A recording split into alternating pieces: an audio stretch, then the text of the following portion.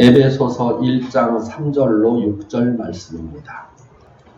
찬송하리로다. 하나님 곧 우리 주 예수 그리스도의 아버지께서 그리스도 안에서 하늘에 속한 모든 신령한 복으로 우리에게 복 주시되 곧 창세전에 그리스도 안에서 우리를 택하사 우리로 사랑 안에서 그 앞에 거룩하고 흠이 없게 하시려고 그 기쁘신 뜻대로 우리를 예정하사 예수 그리스도로 말미암아 자기의 아들들이 되게 하셨으니 이는 그의 사랑하시는 자 안에서 우리에게 거저 주시는 바 그의 은혜의 영광을 찬미하게 하려는 것이라. 아멘.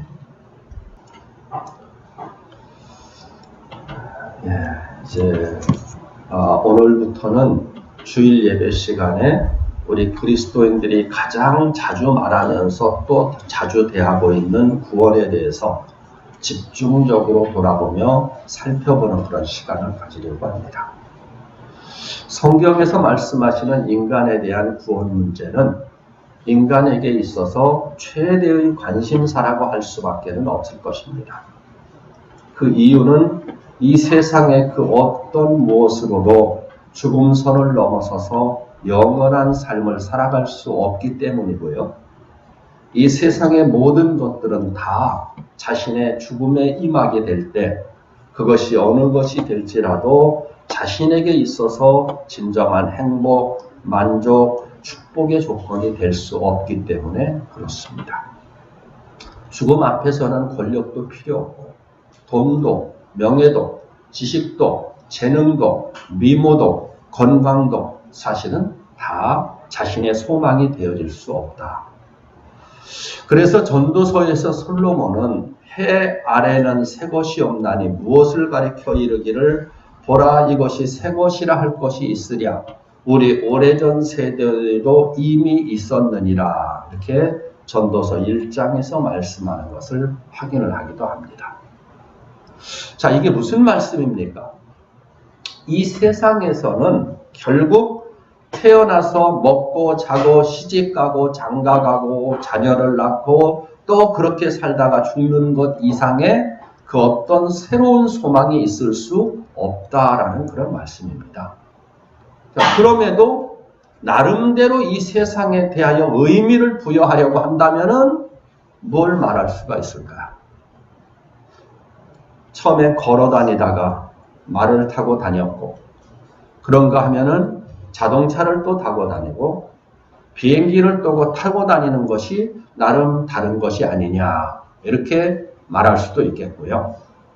또 처음에는 굴 속에서 살았지만 초가집에서 살다가 또 스레트 지붕, 연립주택, 고층 아파트에서 지금 살고 있고요. 더 나가서 또 예전에는 라디오를 들었습니다. TV는 없었죠.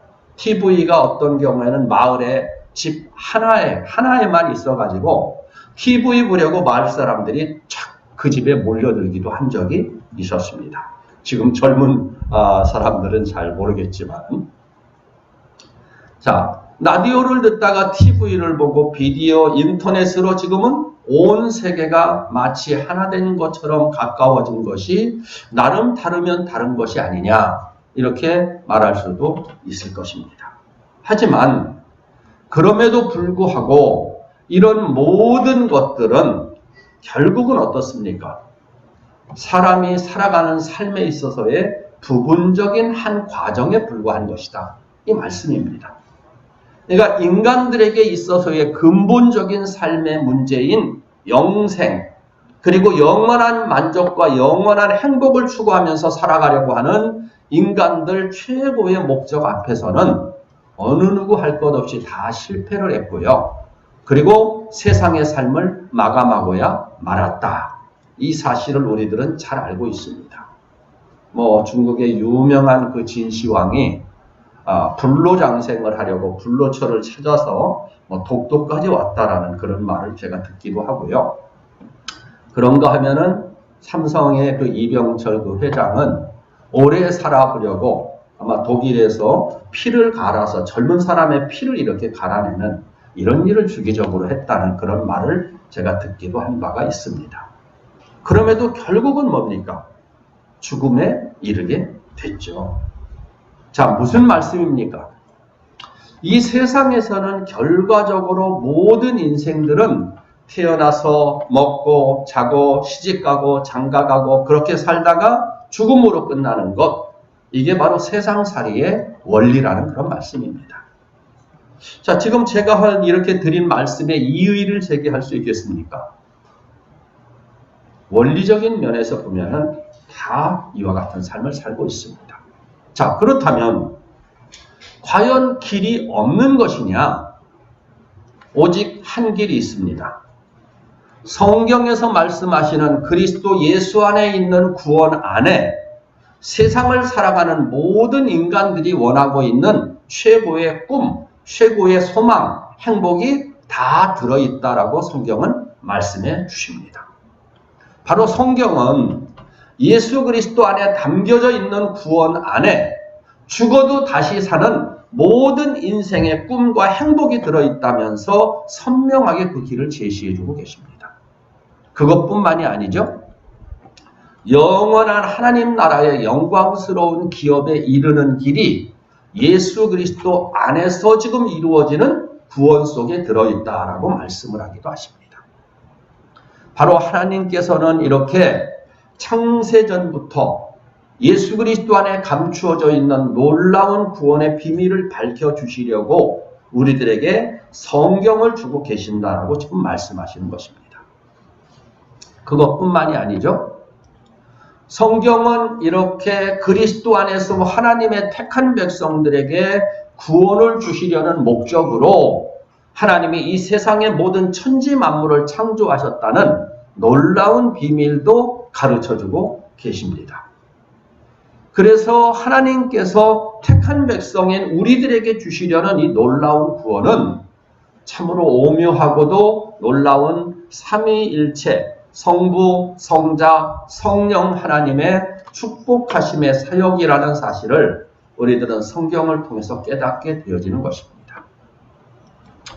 그래서 실제로 성경 속에서 자신들을 향한 이런 놀라운 구원의 비밀을 깨달은 앞서간 믿음의 선진들은 이 세상에서의 자신들의 삶을 어떤 삶을 살아갔습니까? 그리고 지금도 역시 이러한 놀라운 구원의 비밀 속에 담겨져 있는 하나님의 사랑을 깨달은 신실한 믿음의 사람들은 지금 어떤 삶을 살아가고 있는가? 자신들이 어떤 환경과 형편 처지에 있을지라도 그들은 놀라운 감격 가운데 자신들의 일생을 가장 행복한 삶으로, 그리고 가장 가치 있는 삶으로, 그리고 가장 고귀한 삶의 자세로 하나님 말씀 순종을 위한 믿음의 삶을 살아가고 있는 것을 우리는 보게 되는 것입니다. 지금도 역시 그들은 참된 자유를 누리는 가운데 모든 환경 가운데 얽매이는 것이 아니라 오히려 그런 환경, 이 환경이든 저 환경이든 그 속에서 영적인 자유를 누리는 가운데 복음의 삶을 살아가고 있는 것입니다. 그렇다면 우리들이 일상생활 속에서 살아가는 가운데 느끼게 되는 예수 그리스도 안에 있는 구원의 능력, 그 구원의 가치는 과연 어느 정도의 능력으로 우리들의 삶에서 나타나게 되는 것일까? 많고 풍성한 가운데서 하나님께 감사하며 감격하면서 행복을 누리게 되는 것은 물론이고요. 어떤 환경 형편 처지에서도 할렐루야 하나님께로 영광을 돌리면서 이에 대한 굳건한 믿음을 가지고서 세상을 살아가게 되는 것입니다. 그래서 이러한 구원의 능력을 성경에서 잠깐 이렇게 살펴보면은요. 출애굽기 15장 2절에서는 하나님의 구원을 체험한 하나님의 백성들이 이렇게 하나님을 찬양하는 것을 보게 됩니다. 이것은 홍해가에서 출애굽한 이후에 앞에는 넘실대는 홍해바다였고 뒤에는 자신들을 잡으려고 쫓아오는 애국군대 사이에서 이렇게 진퇴양난의 이런 환경 가운데 있었던 이스라엘 백성들이 하나님의 홍해를 가르심을 통하여 이제 오히려 자신들은 구원을 받고 자신들을 뒤따르던 애국군들이 수장되는 것을 보면서 하나님을 찬양하는 그런 말씀입니다. 출애굽기 15장 2절에 이렇게 말합니다. 여호와는 나의 힘이요 노래시며 나의 구원이시로다. 그는 나의 하나님이시니 내가 그를 찬송할 것이요 내 아비의 하나님이시니 내가 그를 높이리로다. 이렇게 말합니다. 그러니까 하나님의 구원을 지금 확인하고 있는 하나님의 백성들은 기뻐 뛰며 이렇게 춤추는 이런 분위기를 지금 충분히 연출하며 살아갈 수 있다라. 로마서 5장 2절로 4절입니다. 우리가 믿음으로 서 있는 이 은혜에 들어감을 얻었으며 하나님의 영광을 바라고 즐거워하느니라. 다만 이뿐 아니라 우리가 환난 중에도 즐거워하나니 이는 환난은 인내를, 인내는 연단을, 연단은 소망을 이루는 줄 알미로다. 이렇게 말합니다. 환난 속에서도 오히려 즐거워한다는 거예요. 이게 자신의 구원을 확신하고 있는 사람들의 실제적인 삶 속에서의 생활 태도인 것입니다. 하박국 선지자가 믿음으로 살아가던 자신들은 길길이 힘들게 이렇게 살아가고 있는데, 아니 참된 하나님 앞에 바른 믿음으로 살지 못하는 자들 또는 불신자들은 호의호식하면서 자신들을 자꾸 겁박하는 이런 과정 가운데서 하나님 앞에 불만스러운 또는 의문스러운 그런 기도를 올리는 것을 우리가 하박국서에서 보게 됩니다. 근데 하나님께서 장차 그들이 오히려 멸망을 당할 것이고 지금 하나님의 백성된 자신들이 구원을 얻게 될 것이라는 것을 이렇게 깨우쳐 주시죠.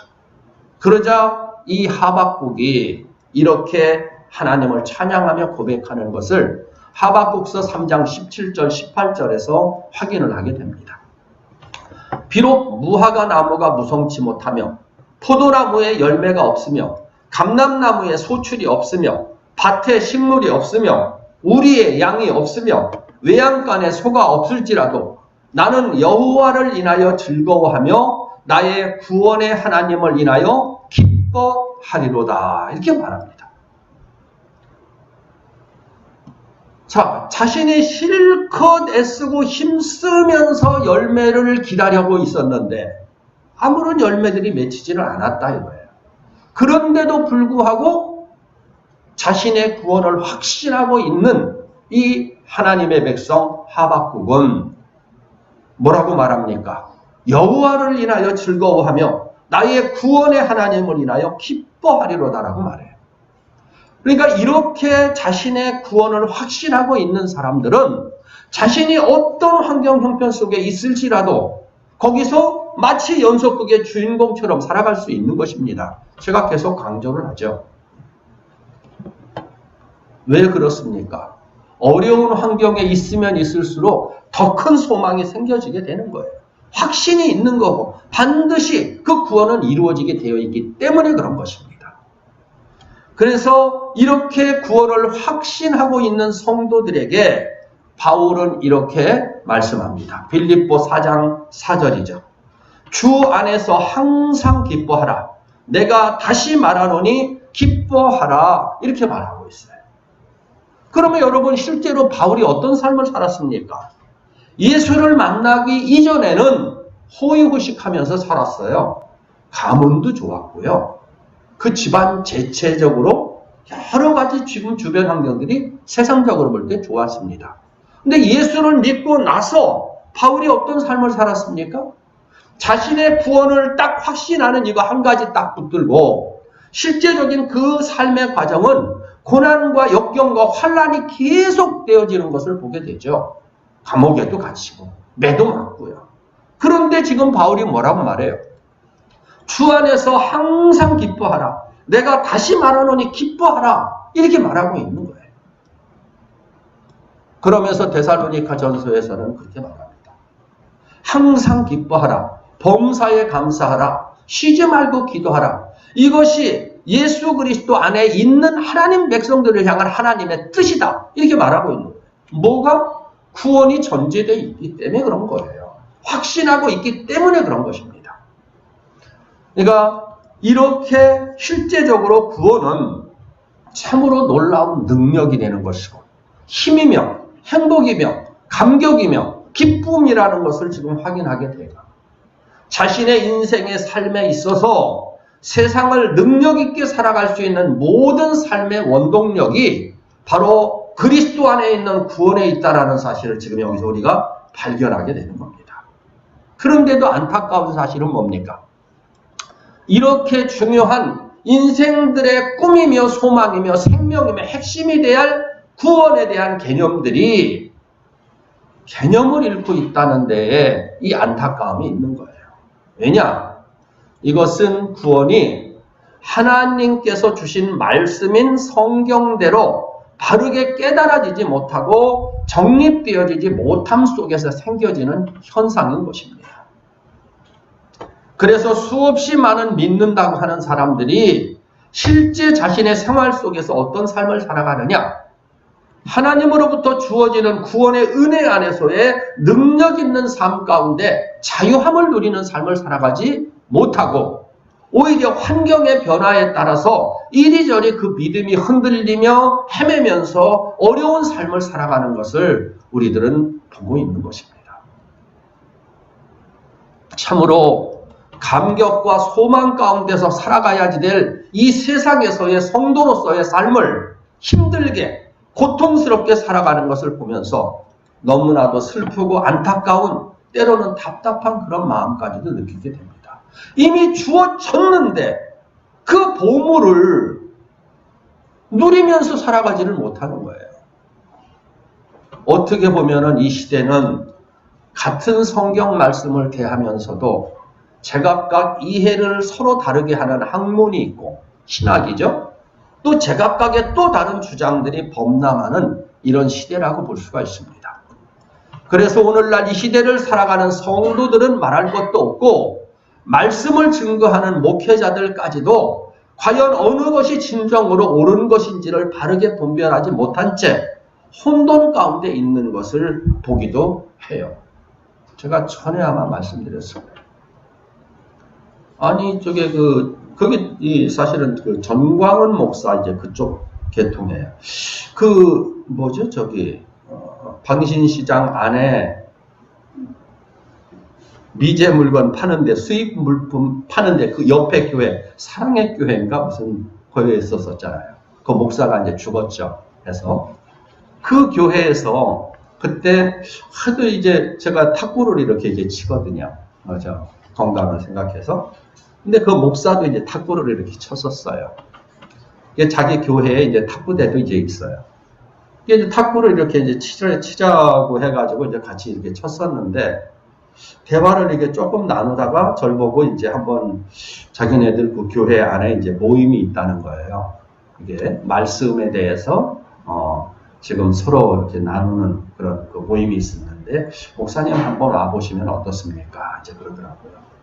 그러면서 제가 목사님하고 이렇게 대화를 나눠보니까 목사님은 거기서 이제 가르쳐도 될 것 같은데 하여튼 한번 와보십시오 이렇게 얘기를 하더라고요. 그래서 이제 한번 찾아갔어요. 가니까 목사님들이 한 4, 50분 정도 이렇게 앉아서 이 저기를 하더라고요. 이게 끝나고 나서 이제 식사를 이렇게 이제 하게 됐는데 점심 식사를 어디냐, 그 맞은편 2층에 무슨 고아우 식당인가 어딘가 있었어요. 그 당시에 그 교회 성도야. 거기서 이제 식사를 하는데 이제 목사들이 이제 이렇게 쭉 이제 앉아서 먹는 거예요. 3명, 4명, 2명 이런 식으로. 근데 그 목사들이 지금 하는 얘기가 가관인 거예요. 이게 지금 거기서도 구원에 대해서 말을 하고 있는데, 목사님, 나 죽으면 천국에 갈 수 있을까? 이렇게 목사가. 잘하면 가겠지.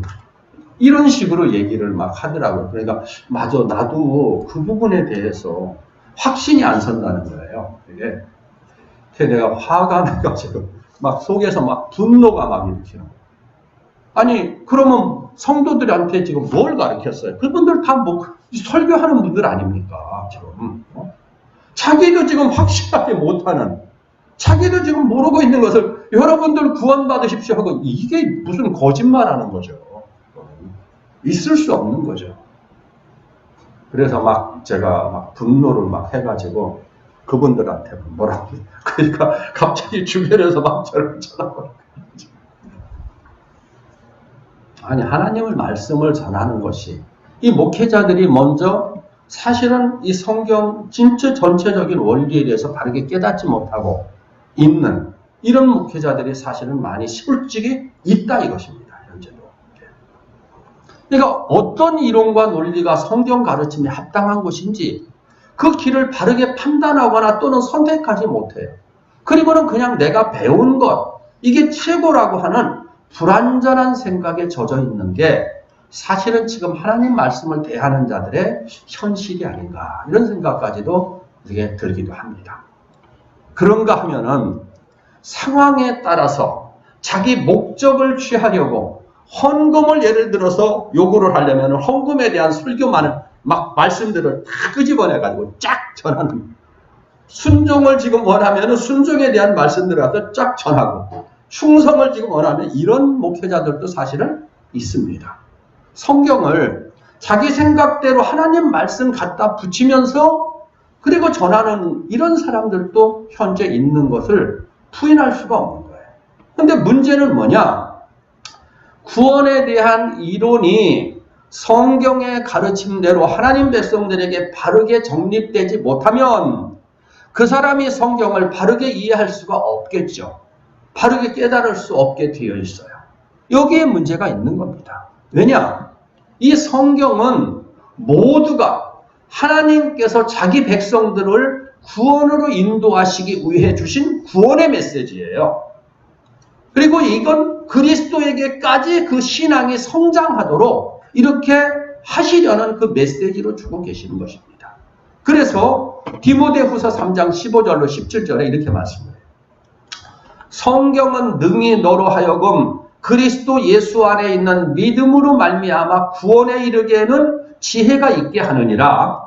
모든 성경은 하나님의 감동으로 된 것으로 교훈과 책망과 바르게 함과 의로 교육하기에 유익하니 이는 하나님의 사람으로 온전케 하며 모든 선한 일을 행하기에 온전케 하려 함이니라. 구원에 이르게 하고 온전함으로 만들어지게 하는 이 비밀이 사실은 이 속에 있다 이거예요. 이게. 그렇기 때문에 복음을 전한다고 하는 목회자들이 하나님의 원래의 뜻대로 구원에 대한 바른 이론을 정립하지 못하고 있을 때는 그럼 어떤 현상이 나타나게 되느냐? 그런 이들은 성경을 통해 가지고 앞에서 이렇게 가르쳤는데 또다시 다른 성경 말씀을 전하면서는 그걸 또 앞에서 했던 걸 뒤엎는 이런 태도를 나타냅니다. 그런가 하면 또 앞에서 또 뒤엎었던 것들을 또다시 반복하여 가르치는 이런 모습으로 나타나게 되는 거예요. 성경에서 이에 대한 비근한 예를 이렇게 살펴보면요. 지금 우리가 오늘 본문으로 읽은 에베소서 1장 3절 이하의 말씀은 어떻습니까? 세상을 짓기 이전부터 하나님께서 예수 그리스도 안에서 하나님 나라의 신령한 복을 누리게 할 이들을 바로 하나님 자녀로 택하셨다고 말씀을 하죠. 그러니까 자 태어나기도 전에 하나님이 하나님 백성, 하늘 백성으로 하늘의 복을 주시려고 했다. 여기에 우리 인간의 어떤 의지가 있습니까? 없어요. 그러니까 이 말씀을 전할 때는 틀림없이 하나님의 은혜입니다. 구원은. 이렇게 전할 수밖에 없는 거예요. 그게 아니면은 그건 잘못된 거죠. 그런데 또 다시 달란트 비유가 나옵니다. 예수님께서 이렇게 공생애 때 쭉 했을 때 1달란트, 2달란트, 5달란트를 이렇게 주는 거예요. 이 2달란트, 5달란트 남긴 이제 그들은 상을 이제 받는 거예요. 이게. 근데 1달란트 받은 자는 뭐라고 하냐면 바깥 어두운 데다가 지금 내쳐라 이렇게 말한다. 거기서 슬피 울면서 이를 갈미 있으리라 이런 말이 있다고요. 그런가 하면 또 열처녀의 비유도 있어요. 바로 신랑집에 이렇게 초청을 받아가지고 이렇게 가는데 그 당시에 이제 기름이 있어야 되게 등불을 가지고서 이렇게 쭉 맞이를 하기 때문에. 근데 5 처녀는 슬기로워가지고 기름을 미리 준비를 했어요. 근데 또 5 처녀는 시간이 없어서 그랬는지 뭐 했는지 기름을 준비를 하질 못한 거예요. 서로 옥신각신 이렇게 하다가 나한테 빌려달라. 내 것도 쓰기에 지금 부족할 것 같아서 이건 줄 수가 없다. 그러니까 다시 이제 가지러 간 사이에 신랑이 왔고 문이 닫혀버린 거예요. 그래서 이 혼인잔치에 참여하지를 못해요. 그러니까 여기에 뭐가 있습니까? 뭔가 믿음의 행동이 있어야지 지금 또 구원에 이른다는 이 말씀이 있는 거예요. 이 속에 있는 거예요. 그러니까 이런 말씀을 전할 때는 이 비유는 여러분들 신앙생활 바르게 하지 못하면 지옥 갈 것입니다 하면서 겁을 주는 이런 목회자들도 사실은 있습니다. 있어요.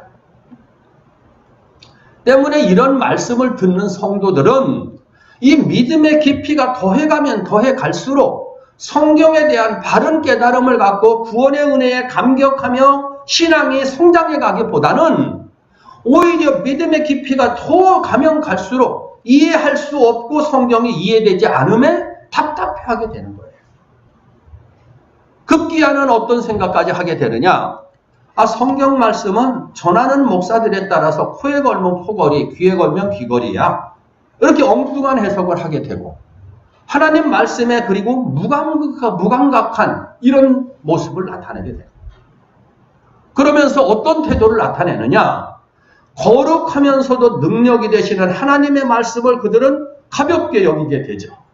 그러면서 말씀 중심적인 믿음의 삶을 살아가려고 하기보다 자기 생각과 세상 논리를 앞세우는 삶을 살아가게 되는 것을 보게 되는 겁니다. 왜 이런 현상들이 일어나는가? 이것은 하나님의 백성들이 자신들에게 주고 계시는 진정한 구원의 의미와 하나님의 크신 사랑을 바르게 깨닫지 못함 속에서 나타나는 필연적인 현상인 것입니다. 여기서 중요한 것은 뭐냐?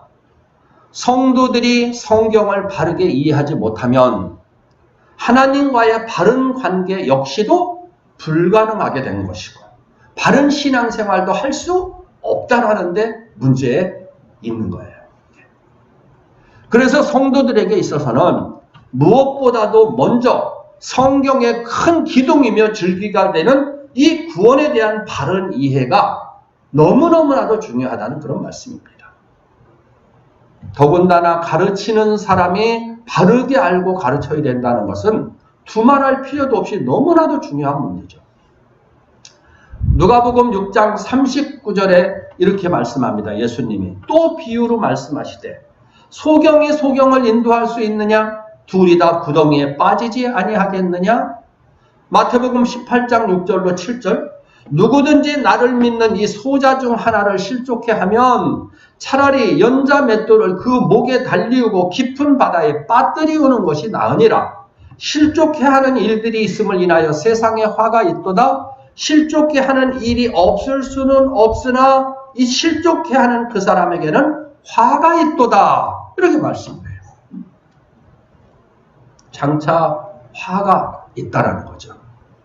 더 나아가서 바르게 전하지 못하고 바르게 행하지 못하는 지도자들에 대해서는 또 그럼 주님은 뭐라고 말씀을 하느냐? 마태복음 23장 15절에서 이렇게 말씀해요.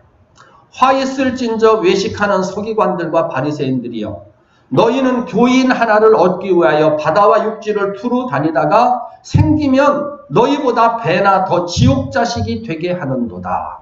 당시의 서기관과 바리새인들은요 일반 백성들, 하나님 백성들의 지도자였었어요. 이들은.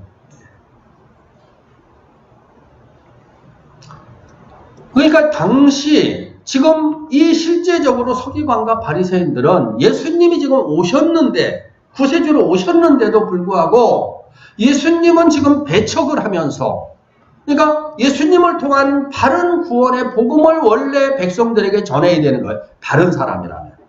그런데 이들은 할례 등의 율법 행하는 것을 강조를 하는 거예요. 육신적인 아브라함에 이들에게 화가 있을 것이라고 말하고 있는 것이죠.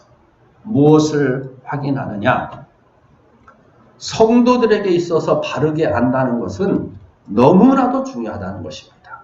특히 영생 구원에 대한 진리를 어떻게 이해하고 있느냐는 것은 더더욱 중요한 것이라는 것을 새삼스럽게 이렇게 돌아보게 되는 것입니다. 지금까지는 이제 간간히 이렇게 사이사이에 껴서 그래서 이제 구원에 대해서 여러분들에게 전했었죠. 설교 때. 하지만 이제는 그래서 이 구원이 너무나도 중요한 것이기 때문에 이 부분들을 아마 이게 몇 달에 걸칠 수도 있습니다. 한 두세 달은 지금 가지 않을까 지금 싶습니다. 이 부분을 집중적으로 이렇게 성경을 직접 여러분들이 확인해 가면서 그 속에서 직접 정립해가는 그런 시간을 그래서 가지려고 하는 겁니다.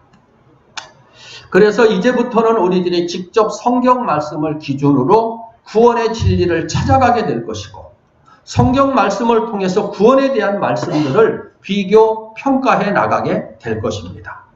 이런 과정을 통해서 우리 스스로가 놀라운 성경 속의 비밀인 그리스도 안에 감춰져 있는 놀라운 구원의 보화를 캐내어 가기를 원하는 것입니다. 그런데 우리가 이처럼 구원의 진리를 바르게 살펴가기 위해서는요, 그 무엇보다 먼저 전제되어야 될 것이 있습니다. 이는 어떤 교단이나 어떤 교파에서 주장하는 구원의 교리보다 하나님의 말씀인 성경을 최우선 앞세우리라는 이런 생각, 의식을 가져야 되는 거고요.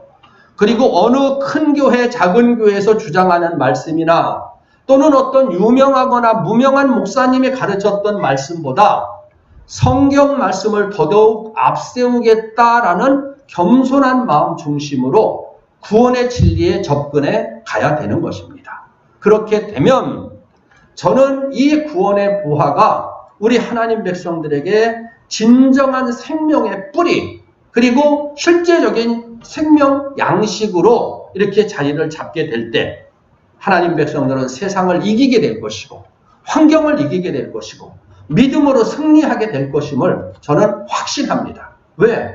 저도 이 과정을 거쳤기 때문에 그렇습니다. 성경을 읽으면 읽을수록 올바른 구원의 진리는요, 열리게 됩니다. 성경에 열리게 돼요. 근데 올바른 진리가 아닌 것은 성경을 읽으면 읽을수록 혼동이 오게 되는 거예요. 이게 아까 정리가 되어지지 않으면 그렇게 되어진다 이 말씀입니다. 그래서 이후에 전해지게 되는 말씀 그리고 진행되는 과정은 여러분들의 머리와 지식으로 알기 이전에 여러분 각자 안에 내주에 계신 성령님의 조명을 통해서 여러분의 가슴으로부터 먼저 성령께서 이 말씀이 참 진리라는 사실을 직접 증거해 주게 될 것입니다. 저도 역시 이 과정을 거쳤기 때문에 제가 이 부분에 대해서 지금 확신하면서 그 말을 하고 있는 것입니다. 저는 그래서 이 진리가 여러분들에게 진심으로 깨달아지는 것만큼 여러분의 삶이 바뀌게 될 것이라는 것을 믿어 의심하지 않습니다. 그래서 우리는 기도하면서 그리고 성령의 도심 가운데 성경의 바른 비밀을 깨달아야 될 것이고 그를 통해 허락해 주신 이 세상에서의 삶을 능력 있게 권세 있게 자유함을 누리면서 참된 믿음의 삶으로서 성공적인 삶을 살아가야 되는 것입니다. 그래서 이런 면에서 오늘은 구원론에 대한 서론부 1장으로 구원은 지금 무엇을 말하는 것인가 이 부분 잠시 살필 것입니다. 성경에서 말씀하는 구원이라는 단어는요. 이 함축하고 있는 뜻이 너무나도 광대하기 때문에 한마디로 정의한다는 것이 쉽지가 않습니다. 그럼에도 구원을 간략하게 요약하여 설명한다면은 하나님께서 소유하시며 누리고 계신 완전한 하나님 나라 영광의 세계를 하나님이 주권적으로 선택하신 자기 백성들에게 영원한 기업으로 주시려고 하는 그 역사의 전체 과정, 이것을 구원이라고 명칭한다라는 것을 알 수가 있습니다. 하나님께서 누리고 계신 놀라운 영광스러운 세계를 하나님과 함께 소유하면서 누릴 수 있도록 하기 위해서 우리 인간을 자유인격을 갖고 있는 하나님의 형상을 빌어서 창조하셨다고 성경은 밝혀주십니다. 그런데도 인간들은 이렇게 자신들에게 주어진 축복인 자유인격을 통해서 더더욱 하나님의 뜻에 순종하며 복된 삶을 살아가야지 되었는데도 불구하고 사단의 미혹에 빠지게 되죠.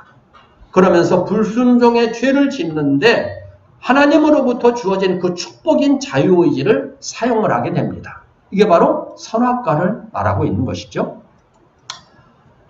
자, 하나님께서 이 선악과를 따먹으면 정녕 죽으리라라고 이렇게 공의의 말씀을 하셨기 때문에 하나님은 또한 거짓말을 하실 수 없는 분이시기 때문에 공의의 법에 따라서 지금 아브라함과 아브라함의 그 후손들은 죽음의 결과에 이를 수밖에 없게 되었던 것입니다. 하지만 하나님은 원래 전지전능하신 분이시죠. 그래서 하나님은 인간들이 즉 아담과 하와가 연약하여 이런 결과 앞에 서게 될 것을 하나님의 전지하심으로 미리 알고 계셨습니다. 그래서 하나님은 택한 백성들을 죄의 문제로부터 구해주시기 위한 특별한 방법을 찾게 되는데요. 이렇게 자기 백성을 구원하시기 위해 일하시는 모든 하나님의 일하심의 역사, 이것을 구원이라고 말하고 있는 겁니다. 다시 말한다면은 불완전한 인간의 재능과 능력으로는 하나님의 나라인 천국에 들어가기가 마치 낙타가 바늘길을 통과할 수 없는 것처럼 그 어떤 애씀과 노력으로도 불가능한 것이었기 때문에 또 이러한 구원은 삼위일체 하나님의 합력하시는 역사를 통하여 구출로 진행되는 것은 물론 완성되게 되어 있기 때문에 구원이라고 말하는 겁니다. 구원은 어떻습니까? 내가 스스로 이렇게 나가는 걸 구원이라고 말하지 않아요. 남이 나를 건져주는 것이 전제가 되어 있는 것이죠. 이게. 자, 그래서 하나님께서는 성부 하나님의 선택 그리고 예정하심으로써 구원을 이룰 그 계획을 먼저 세우십니다. 그리고는 그 계획을 이제 실현시키시고자 세상을 창조하는 창조 역사를 시작하십니다. 그리고는 계획하신 바의 구원 역사를 시작을 하셨던 거예요. 거기에는 아담과 하와의 선악과를 따먹는 범죄까지도 역시 그 경륜 속에 다 포함이 되어 있었던 것입니다. 그리고는 약속대로 오신 성자 하나님, 즉 여자의 후손으로 오신 예수 그리스도를 이 땅에 보내시게 되고요. 그리고는 십자가 대속 보혈의 역사를 통해서 영원한 하나님 나라의 영광에 이를 수 있는 과정을 성취 완성시켜 놓으신 것입니다. 그리고 하나님께서는 이렇게 예수 그리스도의 안에서 완성된 구원의 은혜를 성령 하나님의 가능하게 하시는 역사를 통해 이 사실을 믿음으로 받아들이는 성도들에게 개인적으로 그 구원을 실제적으로 적용시키고 완성시켜 나가게 되는 것입니다. 그래서 예수를 구주로 부르는 것은 자신의 의지로 부르실 수 있는 게 아니라고 계속 말씀드렸죠. 성령으로 아니하면 예수를 자신의 구주라고 할 수 없는 이라라고 틀림없이 우리에게 확정해 주시는 것입니다. 때문에 이러한 구원은 하나님께서 이 세상을 창조하신 목적이기도 되는 것이고요. 또 이 구원은 모든 피조 세계의 근본 뿌리가 되는 것은 물론이며 만물들이 존재하게 되는 그 목적이라고도 볼 수가 있는 거예요. 성경은 그래서 이렇게 말하는데요. 로마서 8장 19절로 20절입니다. 피조물에 고대하는 바는 하나님의 아들들에 나타나는 것이니 피조물이 허무한 데 굴복하는 것은 자기 뜻이 아니요 오직 굴복해 하시는 이로 말미암음이라 이렇게 말해요. 자, 피조물이 지금 뭔가 허무한 데 굴복하고 있다. 자기 뜻이 아니고 오직 굴복해 하시는 이로 인해서 피조물이 허무한 데 굴복해요. 전에도 제가 말씀드린 것 같은데요. 지금 우주에는 별이 수천억 개가 아니고 이전에 이제 조윤수 목사죠. 조윤수 목사가 2천억 개 되는 은하계가 2천억 개 정도가 있다. 내가 이제 하늘에 별이 얼마나 있는가 한번 좀 알아봐오라 이렇게 물어봤더니 저희가 이제 그때 학원에 강사였었으니까는요. 이제 그쪽에 이제 그 물리 쪽하고 이렇게 하면서 이제 물어봤대. 그러니까 2,000억 개 정도 되는 은하군이 2,000억 개 정도 있는데 그것보다 사실은 더 많다. 이게 별들의 숫자를 이렇게 이제 표현을 하더라고요. 자, 이 2,000억 개 곱하기 2,000억 개의 그 별들이 지금 막 어떻게 합니까? 막 수백 킬로, 시속 수백 킬로, 수천 킬로로 지금 움직이고 있다고 하죠. 지금. 잠깐 그게 좋다든지, 잠깐 술에 취해가지고 지구로 꽝 부딪히면 어떻게 될까? 이 콩가루도 안 나는 거예요, 이게. 여러분 혹시 그런 생각, 불안한 생각 안 해보셨어요? 답을 지금 여기서 말씀하시는 거예요. 피조물이 허무한데 굴복하는 것. 하나님이 주신 질서대로 움직이고 있는 것은 바로 자기 뜻이 아니에요. 굴복케 하시는 하나님으로 인해서 지금 그렇게 움직이고 있는 거예요. 그러면서도 가끔 돌연변이들이 생기죠. 경각심을 주고 있는 거예요. 우리들한테. 경각심을. 아무 때라도 지금 이 부분에 조금만 움직이면 그냥 끝나는 거예요. 사실은. 뭘 말하느냐? 세상의 모든 피조물들이 하나님 백성들의 구원 역사에 바르게 쓰임받기를 원하고 있다라는 것을 말하고 있는 거예요.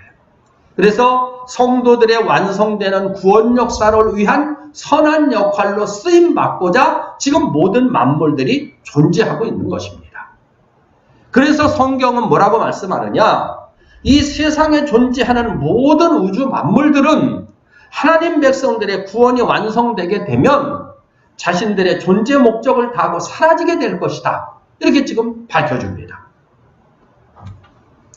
베드로후서 3장 10절인데요. 그러나 주의 날이 도적같이 오리니 그날에는 하늘이 큰 소리로 떠나가고 체질이 뜨거운 불에 풀어지고 땅과 그 중에 있는 모든 일이 드러나리로다. 이렇게 말해요. 자, 이건 뭘 말하느냐? 이거는 최후 종말의 때를 말하고 있는 거예요.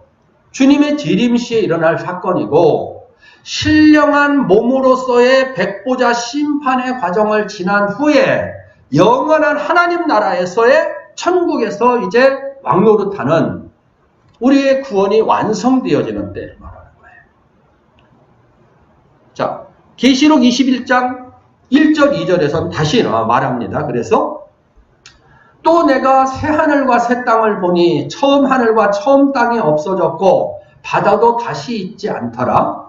또 내가 보매 거룩한 성 새 예루살렘이 하나님께로부터 하늘에서 내려오니 그 예비한 것이 신부가 남편을 위하여 단장한 것 같더라. 이렇게 말씀을 해요.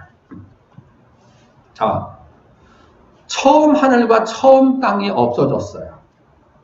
그리고 나서 새로운 하나님의 나라가 지금 오게 된다는 것이죠. 근데 자, 그러면은 아직 이게 이루어지지 않았어요. 그러면 지금 죽어간, 그리고 앞서 죽어간 우리 믿는 성도들은 어떻게 돼 있는 거냐? 지금 영으로서, 전에도 말씀드렸죠. 영으로 우리의 육체와 영이 지금 우리는 결합된 상태를 살아가고 있는데 보통 사람들은 죽었다라는 것을 육체와 우리들은 영이 분리된 상태로 그래서 말하는 거예요. 이게 분리된 그 영혼들이 믿는 사람들은 낙원에서, 그리고 믿지 않는 사람들은 음부에서 고통 가운데 현재 있어요. 이때는 영만인데 예수님이 이제 재림을 하시게 되게 되면 인류 이제 그때는 하나님 백성들이 다 완성이 구원이 될 때가 지금도 계속 하나님 백성들을 찾고 있는 것이죠. 정하신 자들은 한 명도 잃어버리질 않아요. 그 찾는 과정에 있기 때문에 아직은 지금 이게 세상이 존재하고 있는 겁니다. 근데 다 끝나게 되면은 세상은 자신들의 존재 목적이 다하기 때문에 폐기가 되게 되는 거예요. 그리고는 진정으로 우리들을 통해 우리에게 예비되어 있는 하나님의 나라, 천국, 이것이 바로 육체와 함께 신령한 몸으로 우리가 변화했다고 했죠. 예수님께서 이렇게 신령한 몸으로 부활을 하셔서 이제 보면서도 만질 수 있었던 것처럼 영은 만질 수가 없어요. 공기를 말하고 있는 거예요. 공기, 영은. 하지만 신령한 육체는 만질 수도 있어요. 이 전주에 그 말씀 드렸죠. 자, 하나님께서 왜 자기 백성들을 지금 구원하시기 위해서 그 과정으로 세상을 지으셨다고 했는데 에덴 동산에서 아담과 하와가 범죄한 걸 막을 수 있었는데 왜 막지 않았을까? 그 부분에 대해서 말씀드렸었어요. 그 중에 한 가지가 뭐였습니까? 땅에서부터 속해진 이 육체는 썩어져 버려져야지 되는 거예요. 그리고 신령한 육체로 변화돼야지만 하나님 나라의 영광을 누릴 수가 있어요. 하나님 나라의 영광은 무한대예요. 무한대. 지금 이 우리가 주어진 우리에게 준 육체로는 주어도 누릴 수가 없어요. 이게. 그래서 여러분 가끔 이게 공상 과학 영화 이런 영화 보면 공상 영화 보면 어때요? 순간 이동을 하고 여기 있다가 어디 다른 곳에 가서 나타나고 그런 게 나타나죠. 이게 지금 하나님의 형상을 통해 가지고 지음을 받은 이 인간들이 그림자격으로 사실은 지금 비춰주고 있는 거예요. 그게 나중에 실제로 드러나는데 그거보다 훨씬 더 다르죠. 다르게 나타나게 돼 있어요. 그래서 제가 미국에 가 있고 싶어. 예를 든다면은 그럼 미국에 가 있는 거예요. 그 몸 자체가 그냥 이렇게 되는 거예요. 이것이 신령한 몸으로 지금 결합하기 위해서는 땅에 속한 이 육체, 불완전한 이 육체, 아픔이 있는 이 육체는 지금 흙에다가 버려야 되는 거예요. 그리고 지금 영은 고통을 모르잖아요. 우리 영은. 영으로서 지금 영광을 누리고 장차 이 세상에 하나님의 택한 백성들이 수가 꽉 차게 되면 그때는 이제 세상을 향한 심판이 임하지는 거예요. 그리고는 백보자 심판의 과정을 통해 가지고 우리가 신령한 몸으로 영과 합체를 이루면서 지금 여기 말씀드리고 있죠. 거룩한 성 새 예루살렘이 하늘에서부터 쫙 내려온다고 말하는데 여기서 영원 무궁토록 영광을 누리게 되는 거예요. 그러니까 이 성경에서 주시는 이 구원은요, 사실은 하나님의 영원한 경륜이라고 볼 수가 있고 놀라운 비밀이라고도 할 수 있고 하나님 백성들을 향해 하나님의 사랑이 얼마만큼 큰 것인가도 밝혀주시는 핵심 열쇠이기도 한 것입니다. 하나님이 왜 이 세상을 창조했다고 그랬습니까? 인간을 구원하셔서 천국에서의 영원한 영광을 누리게 하시고자 과정적으로 이 세상을 창조하셨다는 거예요. 그래서 이 세상은 우리 믿는 자들의 것이 아니고 믿지 않는 땅에 속한 자들의 거예요. 우리는 하늘에 속한 자들이고 믿지 않는 자들이 오히려 그래서 득세할 수밖에 없는 거예요. 우리의 구원이 지금도 계속 이루어지고 있습니다. 하나님께서는 주무시지도 졸지도 아니하시면서 우리 하나님 백성들을 통해 이루시려는 그 구원의 역사를 지금도 계속 성취해가고 계시는 것입니다. 여하튼 다음 주부터는 그래서 조금 더 이 구원에 대해서 이렇게 살펴갈 겁니다. 오늘은 그냥 서론격으로 구원은 지금 무엇일까만 잠시 나눴습니다. 하나님 감사합니다. 우리 하나님 백성들이 반드시 알아야지 될 것, 자신이 지금 누려야지만 되는 이 구원이 어떠한 것인지 이제 체계적으로 하나하나 하나님 말씀을 이제 함께 들춰가면서 공부를 하려고 합니다. 하나님께서 함께 하시되 성령으로 먼저 이제 진리면은 진리됨을 확증시켜 주시는 은혜의 역사가 나타나게 하여 주옵소서. 예수님의 이름으로 기도드립니다.